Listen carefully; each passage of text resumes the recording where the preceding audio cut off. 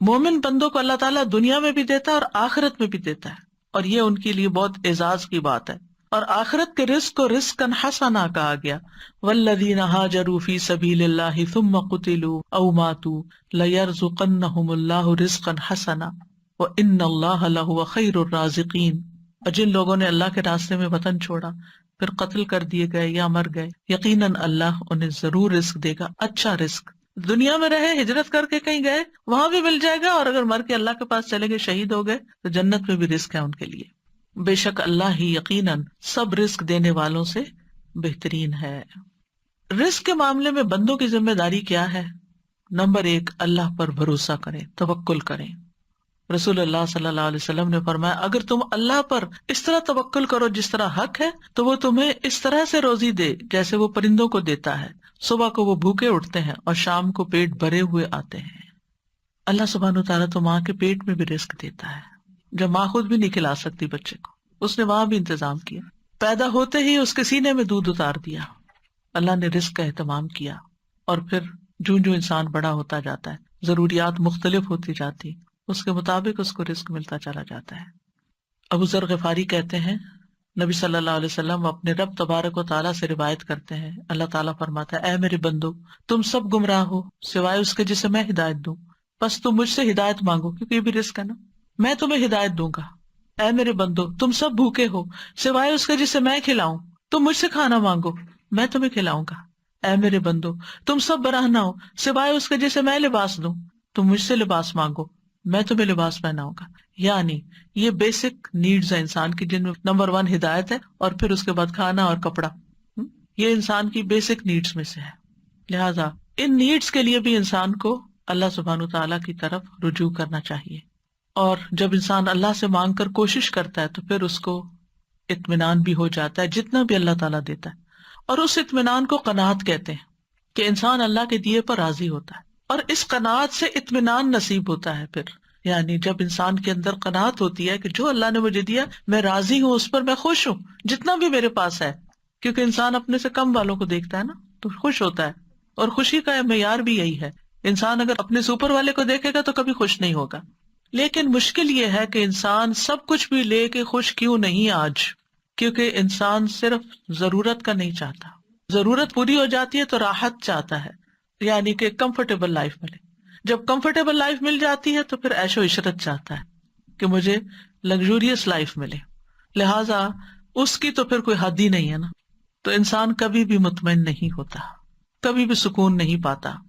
اس لیے انسان کو چاہیے کہ وہ اللہ سے مانگے، جو کچھ ہے اس پر راضی رہے، اور پھر اس کا دل دولت مند ہو.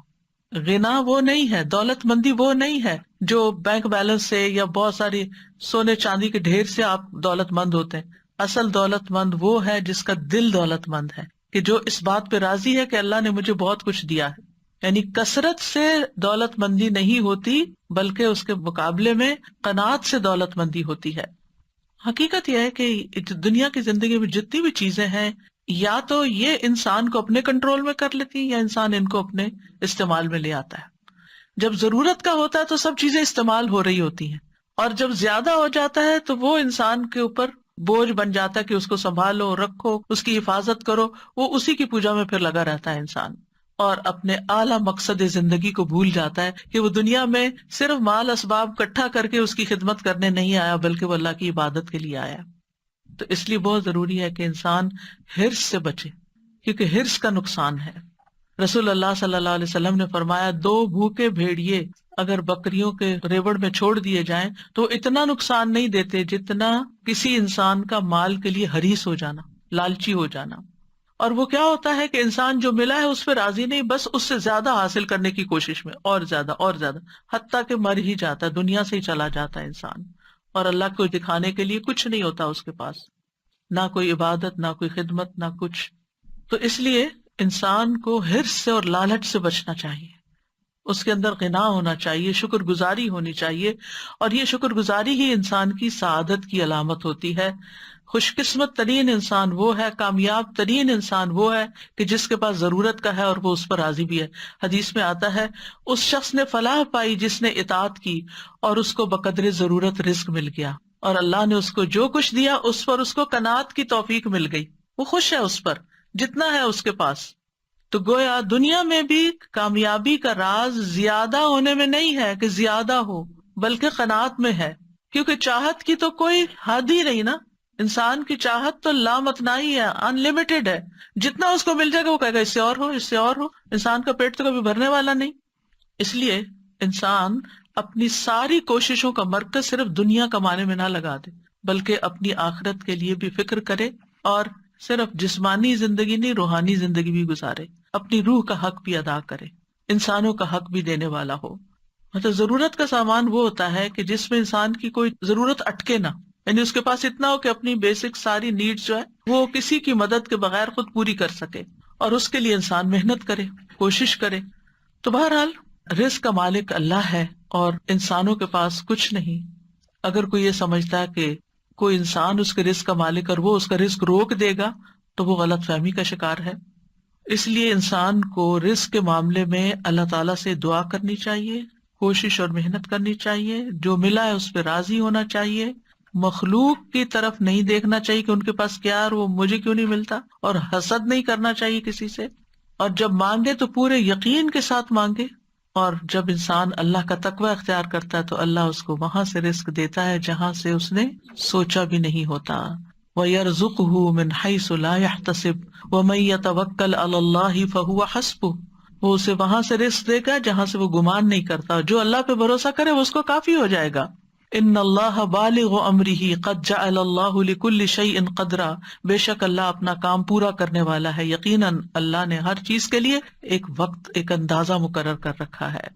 تو بہرحال ہم میں سے ہر ایک کا رزق مقرر بھی ہے، ماں کے پیٹ میں بچے کا رزق لکھا جاتا ہے، اور جو مقدر میں ہے وہ رزق ملے گا، بس طریقے حلال اختیار کریں، اسی چیز کو حرام سے نہیں. یعنی مثلاً ایک چیز کو پانے کے لیے 2 دروازے جاتے ہیں، اور آپ کو کسی ایک کا انتخاب کرنا ہے اور اس میں داخل ہو کر وہاں تک پہنچنا ہے. یعنی دونوں کوریڈور جو ہیں ایک جگہ پہ جا کے ملتے ہیں. اب آپ دائیں طرف سے جاتے ہیں یا بائیں، یہ آپ کی چوائس ہے. آپ حلال طریقہ اختیار کرتے ہیں یا حرام، یہ آپ کی چوائس ہے. محنت تو دونوں میں کرنی پڑتی ہے، حرام میں بھی محنت کرنی پڑتی ہے اور حلال کے لیے بھی محنت کرنی پڑتی ہے. لہٰذا انسان کو چاہیے کہ جلد بازی نہ کرے اور حلال طریقے سے ہی رزق کو حاصل کرے. اور پھر آپ دیکھیے کہ زمین میں چلنے پھرنے اور کوشش کرنے اور محنت کرنے کا حکم دیا گیا ہے. سورۃ الملک روز آپ پڑھتے ہیں، اللہ تعالیٰ فرماتے ہیں هو الذی جعل لکم الارض ذلولا فامشوا فی مناکبها وکلوا من رزقہ والیہ النشور. وہی ہے جس نے تمہارے لیے زمین کو تابع کر دیا، سو اس کے کندھوں پہ چلو، نکلو، کام کرو، اور اس کے دیے ہوئے میں سے کھاؤ، اور اسی کی طرف دوبارہ اٹھ کے جانا ہے. یعنی مرنے کو نہ بھولو، آخرت کی تیاری نہ بھولو، یعنی دنیا میں لگ کے اپنی آخرت کو نہ بھولو. انبیاء بھی رزق کی تلاش میں جاتے تھے. اسماعیل علیہ السلام کی شادی کے بعد ابراہیم علیہ السلام اپنے مکہ میں چھوڑے ہوئے خاندان کو دیکھنے کے لیے آئے تو اسماعیل علیہ السلام گھر پر نہیں تھے. جب کچھ دنوں کے بعد تشریف لائے تو اس مرتبہ بھی اسماعیل علیہ السلام گھر نہیں تھے. تو آپ ان کی بیوی کے پاس گئے، ان سے پوچھا کہ اسماعیل کہاں ہے؟ انہوں نے بتایا کہ ہمارے لیے روزی تلاش کرنے گئے ہیں، یعنی کام پر گئے ہیں. تو اس لیے لوگوں کے آگے ہاتھ پھیلانے کی بجائے انسان خود محنت کرے، کام کرے، اور پھر اعتدال سے کام لے. یعنی سارا اپنا وقت، ساری انرجی، ساری جوانی، ساری محنت، سارا ٹیلنٹ صرف اس پہ نہ لگا دے، بلکہ اللہ کی عبادت کے لیے بھی وقت نکالے، اللہ کے دین کی خدمت کے لیے وقت نکالے، بندوں کی خدمت کے لیے وقت نکالے. فضیل بن ایاز کہتے ہیں لوگوں نے سچائی اور حلال رزق کی طلب سے زیادہ افضل زینت کسی اور چیز کے ساتھ اختیار نہیں کی. ابو سعید خدری کہتے ہیں اے لوگو، تنگ دستی تمہیں رزق کو ناجائز مقام سے حاصل کرنے پر نہ اکسائے، اور پھر جو اسباب اللہ تعالیٰ پیدا کرے ان کو اختیار کرے. توکل اسباب کے ساتھ ہوتا ہے، اسباب کے بغیر نہیں. اور پھر یہ بھی یاد رکھیے کہ انسان کے پاس جو اللہ نے دیا ہے اس پر راضی ہونا اللہ کو پسند ہے، جبکہ زیادہ کا مل جانا اللہ کی رضامندی کی علامت نہیں. یعنی آپ کو جو ملا آپ اس پر اللہ سے راضی، لیکن اگر آپ زیادہ کے لالچ میں اور زیادہ مل گیا تو اس کا یہ مطلب نہیں کہ اللہ آپ سے بہت راضی. تو رضی اللہ عنہم ورضوا عنہ، اللہ کی رضا کس میں ہے اور آپ کی رضامندی کس میں ہونی چاہیے، یہ جاننا بھی بڑا ضروری ہے. رزق کا گھٹنا بڑھنا اللہ کی طرف سے آزمائش بھی ہوتا ہے، اور کبھی رزق کی کمی خیر کا باعث بھی ہوتی، اور کبھی رزق وافر مقدار میں ہونا خیر کا باعث ہوتا ہے۔ اللہ تعالیٰ کے لیے کچھ مشکل نہیں کہ سارے انسانوں کو وہ سب کچھ ہی دنیا میں ہی دے دیں جو وہ مانگ رہے ہیں، لیکن اس سے نقصان کیا ہوگا؟ اللہ تعالیٰ فرماتے ہیں اگر اللہ اپنے بندوں کے لیے رزق فراخ کر دیتا تو یقیناً وہ زمین میں سرکش ہو جاتے، لیکن وہ ایک اندازے کے ساتھ اتارتا ہے جتنا وہ چاہتا ہے، یقیناً وہ اپنے بندوں سے خوب باخبر ہے، خوب دیکھنے والا ہے۔ کبھی کبھی اللہ تعالیٰ اپنے بندوں کو فقر سے آزماتا بھی ہے۔ ابو سعید خدری کہتے ہیں انہوں نے رسول اللہ صلی اللہ علیہ وسلم سے پوچھا، اے اللہ کے رسول صلی اللہ علیہ وسلم، لوگوں میں آزمائش کے لحاظ سے سب سے زیادہ سخت کون ہوتے ہے؟ کس کی آزمائش زیادہ ہوتی؟ فرمایا انبیاء۔ انہوں نے عرض کیا اس کے بعد کون؟ فرمایا علماء۔ عرض کیا پھر کون؟ فرمایا نیک لوگ۔ ان میں سے کسی کو جوؤں کے ساتھ آزمایا جاتا ہے یہاں تک کہ وہ اس کو مار ڈالتی، یعنی جسم کے اندر ایسے کیڑے پیدا ہو جاتے ہیں کہ وہ اس کی موت کا سبب بن جاتے ہیں۔ کسی کو فقر سے آزمایا جاتا ہے، یعنی غربت سے آزمایا جاتا ہے، یہاں تک کہ وہ چھوٹی سی قمیص کے سوا کچھ نہیں پاتا، حالانکہ وہ بہت نیک ہوتا ہے، چنانچہ وہی وہ پہن لیتا ہے۔ ان میں سے کچھ لوگ جن کو اس طرح کی تکلیف دہ آزمائشوں سے گزارا جاتا ہے وہ اس آزمائش پر بہت خوش ہوتے ہیں بنسبت اس شخص کے جو کچھ دیے جانے پہ خوش ہوتا ہے۔ کیوں خوش ہوتا؟ آزمائش آ گئی اللہ کی طرف سے، جیسے ایوب علیہ السلام پہ آئی تھی تو اللہ سے ناراض نہیں تھے، وہ کہتے تھے یا اللہ پہلے میرے بیوی بچے بھی تھے اور میرے مال اسباب بھی تھے، ان کے لیے مجھے وقت نکالنا پڑتا تھا، جب میرے پاس کچھ نہیں رہا تو میرا سارا وقت تیرے لیے ہو گیا، اب تو صرف میں اور تو ہیں۔ تو وہ اس پر زیادہ خوش تھے حالانکہ بہت تکلیف میں تھے۔ تو کچھ لوگ تکلیف آنے پر بھی اللہ سے بڑے راضی ہوتے ہیں اور خوش رہتے ہیں۔ نبی صلی اللہ علیہ وسلم کو آپ دیکھیں، اللہ تعالیٰ کے پسندیدہ ترین بندے تھے، لیکن اکثر وقت فاقوں میں گزرتا تھا۔ ایک صحابی کہتے ہیں میں نے رسول اللہ صلی اللہ علیہ وسلم کو دیکھا، آپ سارا دن بھوک کی وجہ سے بے قرار رہتے تھے، یعنی بعض اوقات ایسے دن بھی آتے تھے خراب کھجور تک نہ پاتے تھے جس سے آپ پیٹ بھر لیں۔ حضرت عائشہ کہتی ہیں محمد صلی اللہ علیہ وسلم کے گھرانے نے اگر کبھی ایک دن میں 2 بار کھایا تو اس میں سے ایک وقت صرف کھجوریں ہوتی تھی، پکا ہوا کھانا نہیں ہوتا تھا، یعنی 1 meal a day ہوتا تھا۔ تو بہرحال یہ تو اللہ کا فیصلہ ہے، جس کو جتنا چاہے دے اور جس کا جب چاہے اپنی حکمت کے تحت کم کر دے۔ لیکن آج چونکہ ہمارا موضوع رزق میں کشادگی کی دعائیں ہیں تو ہم مختصراً دیکھ لیتے ہیں کہ دعاؤں کے علاوہ وہ کون سے اسباب ہیں جو رزق بڑھانے کا سبب بنتے ہیں، جن سے رزق میں اضافہ ہوتا ہے۔ تو اس میں پہلی چیز ہے ایمان اور تقوی اختیار کرنا۔ سورۃ الاعراف میں اللہ تعالیٰ فرماتے ہیں وَلَوْ أَنَّ أَهْلَ الْقُرَىٰ آمَنُوا وَاتَّقَوْا لَفَتَحْنَا عَلَيْهِمْ بَرَكَاتٍ مِّنَ السَّمَاءِ وَالْأَرْضِ وَلَٰكِنْ كَذَّبُوا فَأَخَذْنَاهُمْ بِمَا كَانُوا يَكْسِبُونَ۔ اور اگر واقعی بستیوں والے ایمان لے آتے اور بچ کر چلتے، تقوی اختیار کرتے، تو ہم ضرور ان پر آسمان اور زمین سے بہت سی برکتیں کھول دیتے، لیکن انہوں نے جھٹلایا تو ہم نے انہیں اس کی وجہ سے پکڑ لیا جو وہ کمایا کرتے تھے۔ تو ایمان اور تقوی سے رزق آتا ہے۔ پھر ایمان اور عمل صالح نیک اعمال کرنے والے کے لیے بھی رزق کا وعدہ ہے۔ سعید بن منصور سے مروی ہے، وہ ابن عباس سے روایت کرتے ہیں کہ ان سے اس آیت کے بارے میں پوچھا گیا من عمل صالحا من ذکر او انثى وهو مؤمن فلنحيينه حیاتا طیبہ، جو بھی نیک عمل کرے مرد ہو یا عورت اور مومن ہو تو ہم اسے ضرور پاکیزہ زندگی بسر کرائیں گے۔ تو اس کا مطلب کیا ہے؟ انہوں نے کہا حیاتا طیبہ کا معنی حلال رزق، یعنی اس کو حلال رزق عطا کریں گے، اور آخرت میں جب اللہ کے پاس جائے گا وَلَنَجْزِيَنَّهُمْ تو اپنے اعمال کا بہترین بدلہ پائے گا۔ ایمان، تقوی اور عمل صالح کے بعد اگلی چیز یہ ہے کہ انسان اپنے فرائض کو ادا کرے۔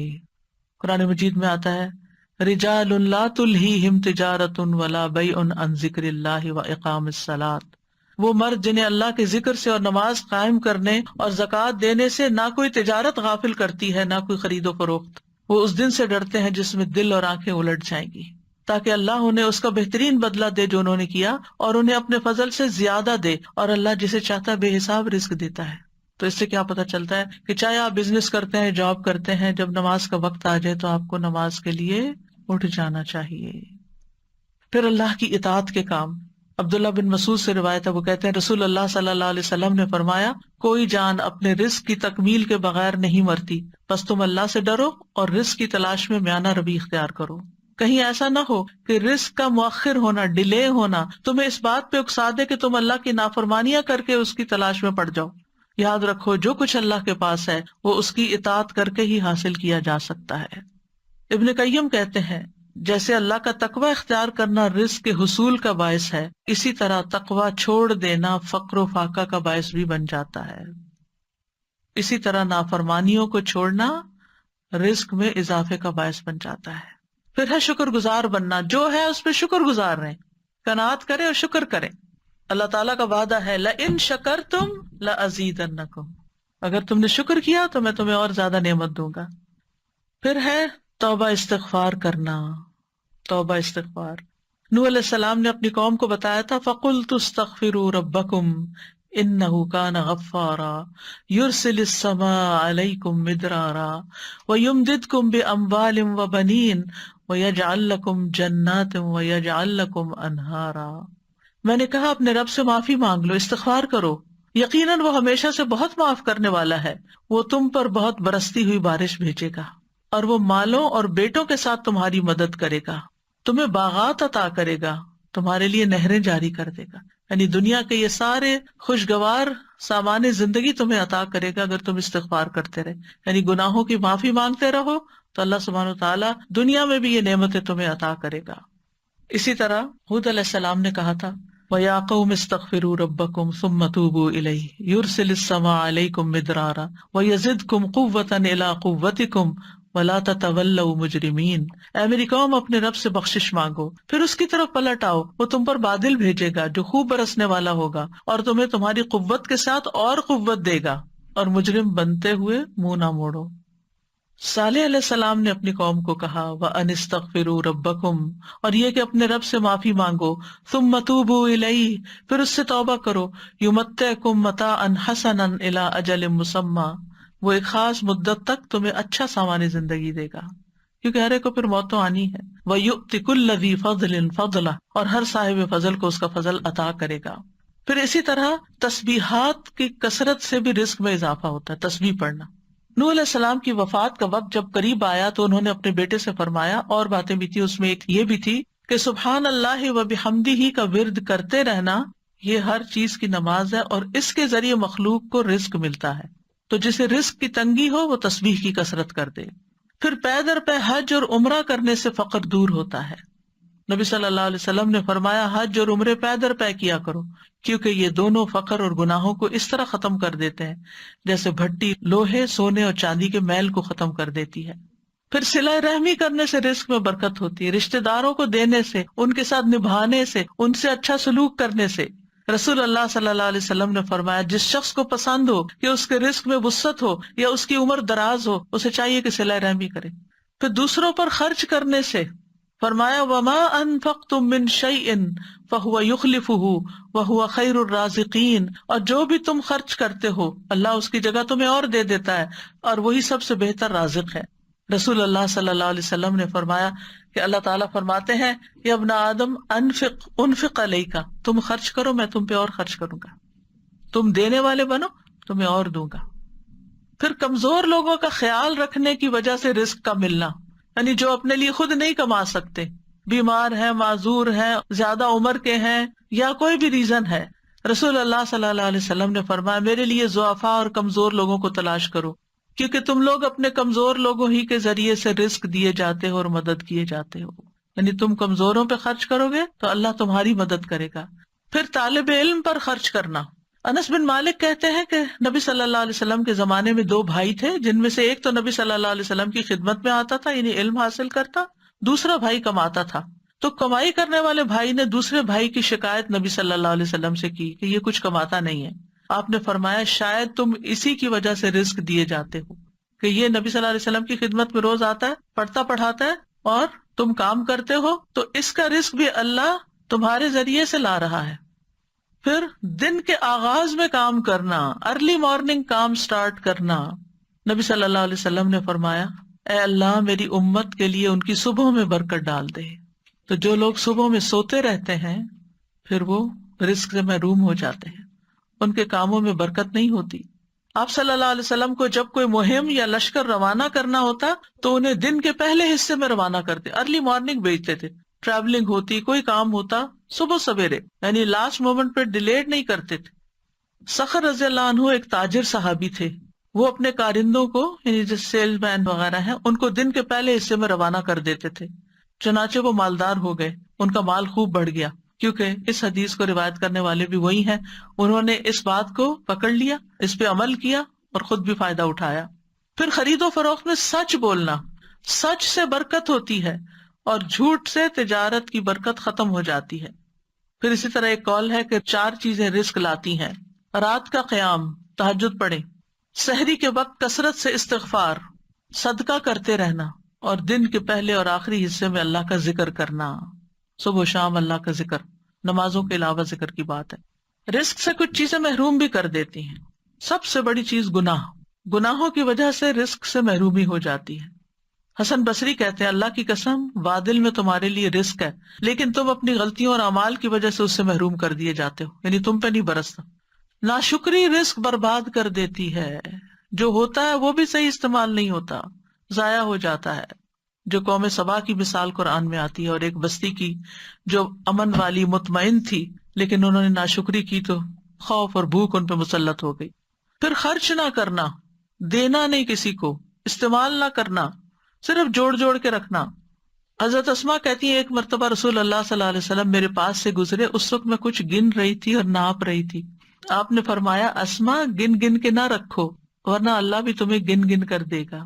کہتی ہیں کہ رسول اللہ صلی اللہ علیہ وسلم کے اس ارشاد کے بعد میں نے اپنے پاس سے کچھ جانے والے کو یا آنے والے کو شمار نہیں کیا، دے دیتی تھی ایسے ہی، اور آ جاتا تھا اور گن کے نہیں رکھتی تھی، بس جو آ گیا آ گیا، جو چلا گیا چلا گیا۔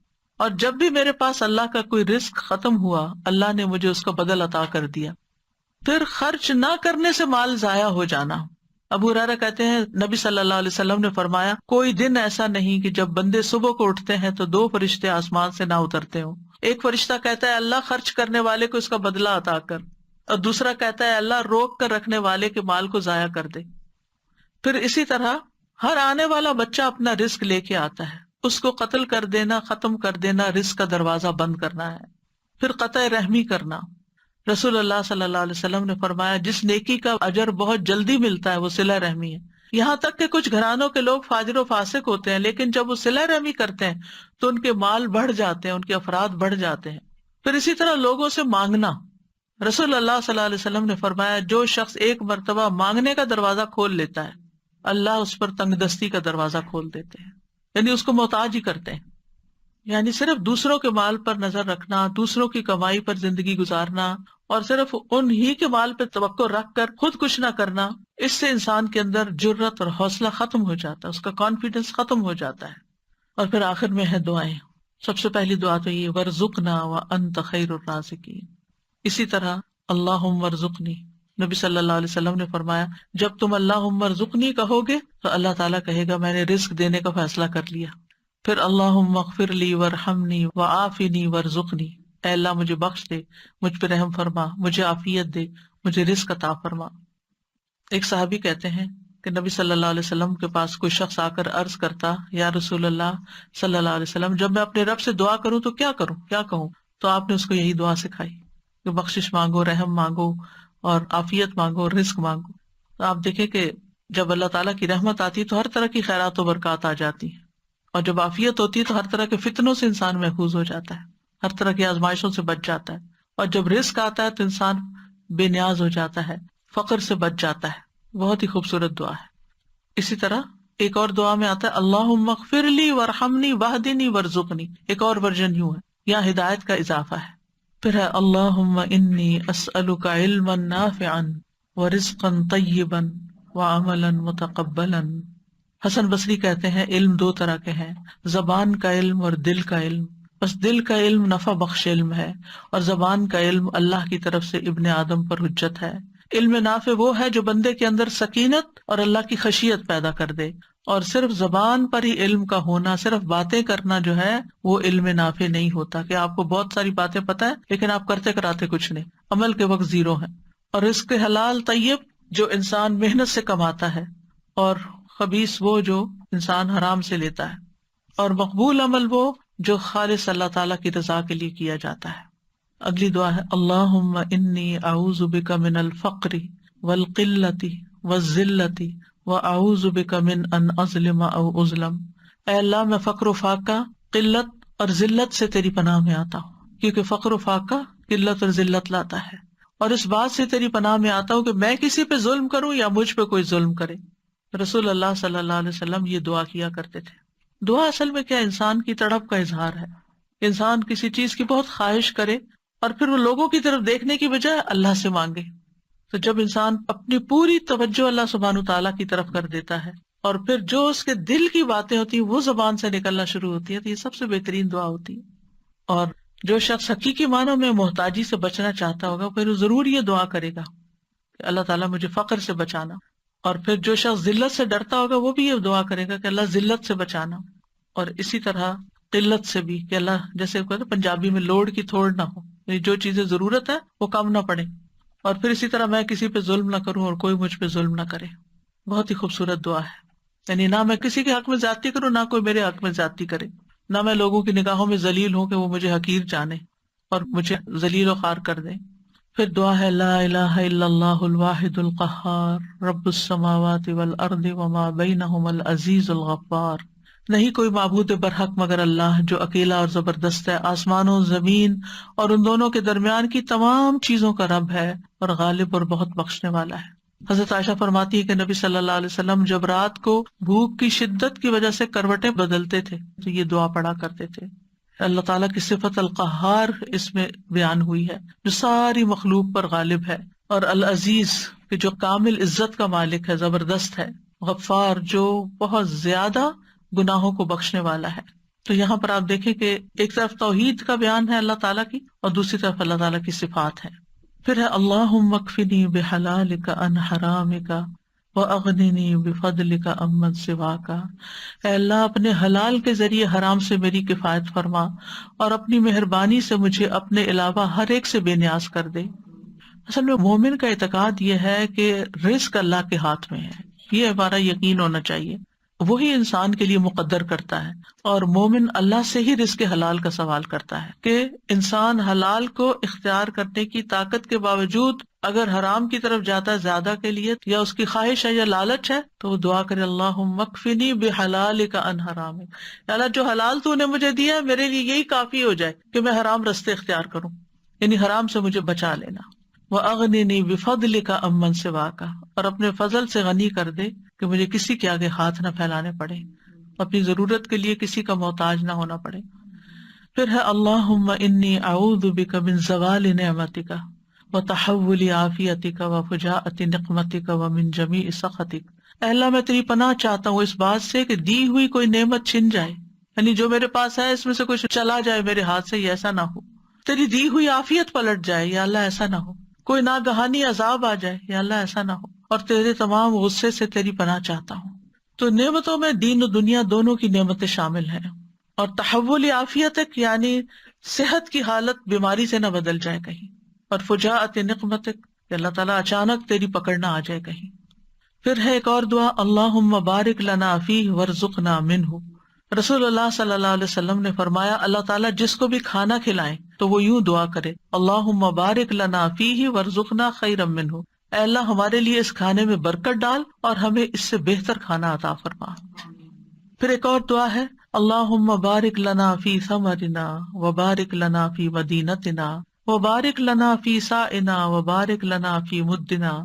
اے اللہ ہمارے لیے پھلوں میں برکت عطا فرما، ہمارے لیے ہمارے مدینہ میں برکت عطا فرما، اور ہمارے لیے ہمارے سا میں برکت عطا فرما، اور ہمارے لیے ہمارے مد میں برکت عطا فرما. پیمانے ہیں یہ دونوں کہ اللہ یہ ساری چیزوں میں برکت ہو. اور نبی صلی اللہ علیہ وسلم نے مدینہ کی برکت کے لیے دعا کی تھی. اور پھر آخر میں اللہم لک الحمد کلہ اللہم لا قابض لما بسطت ولا مقرب لما باعدت ولا مباعد لما قربت ولا معطی لما منعت ولا مانع لما اعطیت.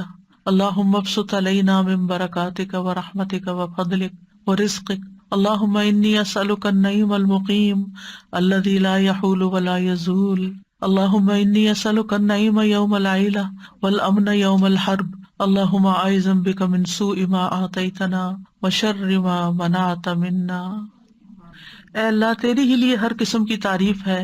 اے اللہ جو تو پھیلا دے اسے کوئی سمیٹنے والا نہیں، جو تو دور کر دے اسے کوئی قریب کرنے والا نہیں، جسے تو نزدیک کر دے اسے کوئی دور کرنے والا نہیں، جسے تو عطا کر دے اسے کوئی روکنے والا نہیں، جس سے تو روک لے اسے کوئی دینے والا نہیں. اے اللہ ہم پر اپنی برکات، اپنی رحمت، اپنے فضل، اپنے رزق کو پھیلا دے. اے اللہ میں تجھ سے ایسی نعمتیں مانگتا ہوں جو ہمیشہ قائم رہیں، نہ تیری اطاعت میں حائل ہو نہ زائل ہو. اے اللہ میں تجھ سے تنگی کے دن نعمت اور جنگ کے دن امن کا سوال کرتا ہوں. اے اللہ میں تیری پناہ میں آتا ہوں اس چیز کی برائی سے جو تو نے عطا کی، اور اس چیز کے شر سے جو تو نے ہم سے روک لی. بہت ہی خوبصورت دعا ہے، اللہ سبحانہ وتعالیٰ قبول فرمائے. اللہم انی اسألک فعل الخیرات وترک المنکرات وحب المساکین وان تغفر لی وترحمنی واذا اردت فتنة قوم فتوفنی غیر مفتون. اسألک حبک وحب من یحبک وحب عمل یقرب الی حبک. اللہ ہمیں ہر رزق کے ساتھ محبتوں کا رزق بھی عطا فرما. یہ دعائیں جو ہیں اس پمفلٹ میں بھی ہیں، رزق میں کشادگی کی دعائیں. آپ اگر ایک چھوٹی سی باسکٹ بنا لیں نا تو سارے کارڈز اس میں رکھ دیا کریں، اور اگر ہو سکے تو نماز کی جگہ کے قریب کہ ایک نماز کے بعد ایک اٹھایا، سارے ذکر کر لیے، دوسرے کے بعد دوسرا اٹھایا، تیسرے کے بعد تیسرا اٹھایا، چوتھے کے بعد چوتھا، یا کوئی بھی اور آپ کا جو فارغ وقت جسے کہتے ہیں نا آپ کی کوئی ہابی ٹائم، تو وہ دعا بنا لیں اپنی کہ آپ دعا والی ٹیبل کے پاس بیٹھ جائیں اور کوئی نہ کوئی چیز اٹھا کے اللہ سے مانگنا شروع کر دیں. تو انشاءاللہ اللہ تعالیٰ ضرور سنے گا. دعاؤں سے دنیا اور آخرت دونوں کی خیر آتی ہے. اللہ تعالیٰ سے ہم ہر طرح کی خیر مانگتے ہیں. وآخر دعوانا ان الحمد للہ رب العالمین. سبحانک اللہم وبحمدک اشہد ان لا الہ الا انت استغفرک واتوب الیک. السلام علیکم ورحمۃ اللہ وبرکاتہ.